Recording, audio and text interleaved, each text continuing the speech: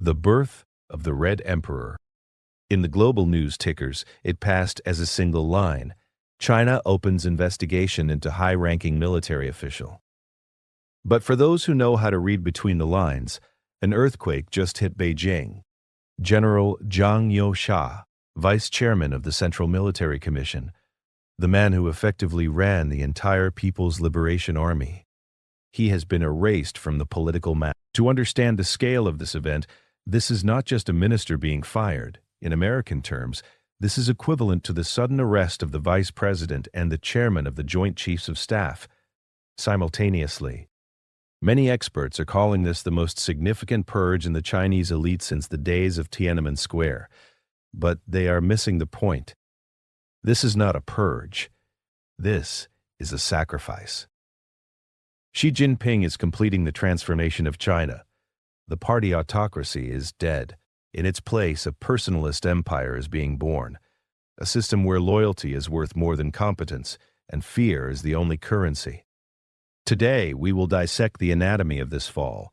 We will expose the real reasons behind China's war preparations, and we will answer the most important question: why is chaos in the West the greatest gift Beijing could ask for? The blood oath and the red princes.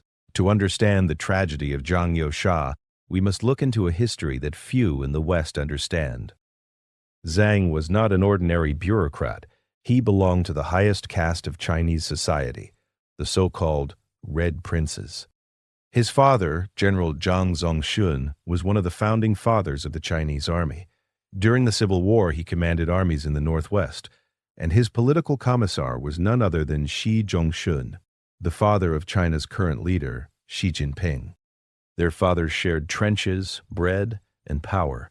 Their sons grew up in the same elite sandbox. In Asian political culture, this is a bond considered unbreakable, a connection spanning 2 generations, sealed in the blood of the revolution. Moreover, Zhang Youxia possessed an asset that Xi Jinping himself lacks: the smell of gunpowder. He was one of the last serving generals who fought in the Sino-Vietnamese War of 1979. While other party functionaries were shuffling papers, he was commanding a company in the jungle under live fire. By the age of 75, he had become the number 2 in the state, a man with unquestionable authority within the ranks. And that authority became his death sentence. Official accusations sound standard: serious violations of discipline. The press is fed absurd theories about espionage and leaking nuclear secrets to the U.S. But let's be realists. If the second most powerful man in China were a CIA asset, he would be in Virginia by now, not waiting for arrest in Beijing. The real reason is absolutism. Xi Jinping has broken the cardinal rule of the Deng Xiaoping era, the principle of collective leadership and term limits. He has become the chairman for life. In such a system, the existence of a man with his own combat authority, a man who can say no and whom the army respects, is an existential threat. By destroying his childhood friend, Xi sends a signal to every general, every party secretary: no one is safe. If I can remove him, I can remove any of you. We often compare China to the Soviet Union, but this is a mistake. Modern China is not drifting toward the late Soviet model, but toward a classical imperial model. Chinese history is cyclical. Bureaucracy has always been the spine of the Middle Kingdom, whether under the Qing emperors or the CCP general secretaries. This system knew how to digest even conquerors. But Xi Jinping is breaking this spine.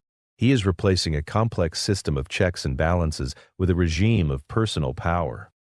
Recall the fate of Li Shangfu, the former defense minister. The script was identical: corruption accusations, disappearance. The official narrative is a fight against corruption in the rocket force. Rumors say missiles were filled with water instead of fuel, and silos wouldn't open. Perhaps this is true. Corruption is the lubricant of any authoritarian system. But the timing of these purges suggests otherwise. You do not decapitate your army and nuclear forces simply for clean hands when the world stands on the brink of World War III.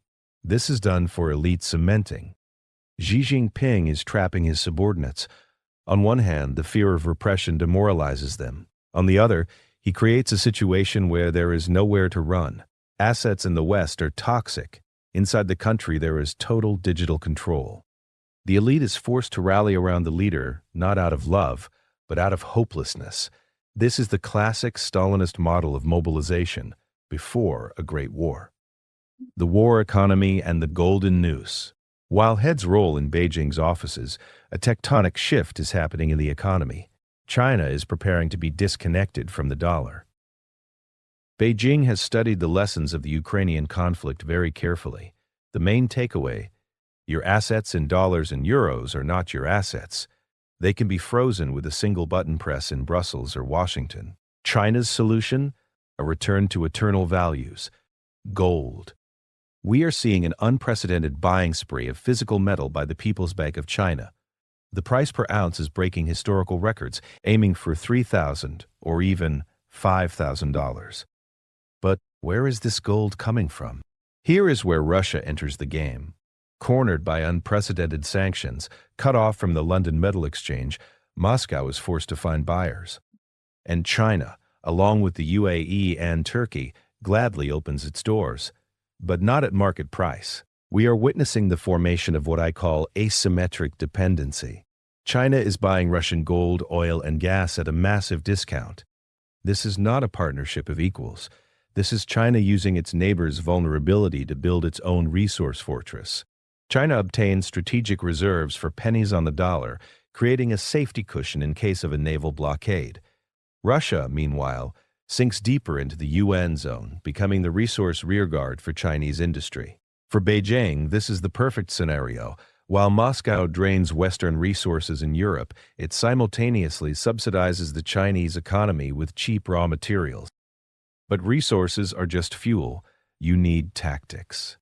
NATO military experts spent years theorizing how modern war would look. The conflict in Eastern Europe crossed out all the textbooks. China is watching and taking notes. Lesson 1. Drones decide everything. The tank wedges that 20th century generals dreamed of turned out to be vulnerable to cheap FPV drones. China, being the world's drone factory, realized that its industrial potential here is more important than complex platforms. Lesson 2. Amphibious logistics. The battle for Taiwan will differ from Ukraine. It is not a land front. It is an amphibious operation across a strait 180 kilometers wide. We see China building strange structures, civilian ferries converted for military use, mobile floating bridges and barges. They are preparing to land not in equipped ports, which Taiwan will turn into minefields, but on impossible stretches of coastline. The Chinese Navy is growing at a frightening speed. In total tonnage, it already rivals the U.S. Navy. Aircraft carriers are being commissioned one after another, but hardware is nothing without doctrine. The purge of Zhang Youxia may also be an attempt to remove the old guard who think in categories of the 1970s war and replace them with technocrats ready for a war of algorithms and missiles. The gift from Donald Trump. The American establishment loves to scare itself with dates. U.S. admirals often cite 2000-2007, the PLA's centennial, as the deadline for the invasion of Taiwan. But if you look at the situation through Xi Jinping's eyes, you see a paradox. Why start a risky war now when your main adversary is engaging in self-destruction? Donald Trump, perhaps without intending to, has become Beijing's greatest geopolitical asset. His isolationist policy is dismantling Western unity faster than any Chinese missiles could. The rift with Europe, tariffs and demands to pay for protection are forcing the EU to seek strategic autonomy. The break with Canada. As we discussed in our previous episode, America's closest neighbor is opening its gates to Chinese investment. The crisis in Asia. Japan and South Korea are beginning to doubt the reliability of the American nuclear umbrella and are considering their own arsenals. The Prime Minister of Belgium once said a phrase that will go down in history. There is a difference between being a happy vassal and being an unhappy slave. Washington's current policy is moving allies from the first category to the second, and China is exploiting this. Carney in Canada proposes an alliance of middle powers. Europe seeks paths to Beijing. An ancient Chinese wisdom says, "Sit by the river bank and wait for the body of your enemy to float by." As long as the West is torn by internal contradictions, and as long as Russia diverts NATO's military resources, China has no reason to rush. Time is on their side. They can wait for chaos in U.S. elections. They can wait for a recession. They can strangle Taiwan with a blockade without firing a single shot. So, the puzzle pieces fall into place. The elimination of Zhang Youxia is not an accident. It is the final stage of preparing the system for a storm. Xi Jinping has created a monolith. He has unlimited power, an obedient elite, cheap Russian resources, and industrial might. But in this strength lies the greatest weakness. In a system where loyalty is more important than truth, the supreme leader falls into an information vacuum. Generals, fearing arrest, will report only what the emperor wants to hear. They will hide problems with missiles, inflate drone specifications, and promise an easy victory. This is exactly how many catastrophic wars in history have begun. China is no longer a republic. It has become an empire, coiled and ready to jump. The only question is whether it will jump to the summit of global dominance or into the abyss. Subscribe to Conard Hire. We are tracking the rupture.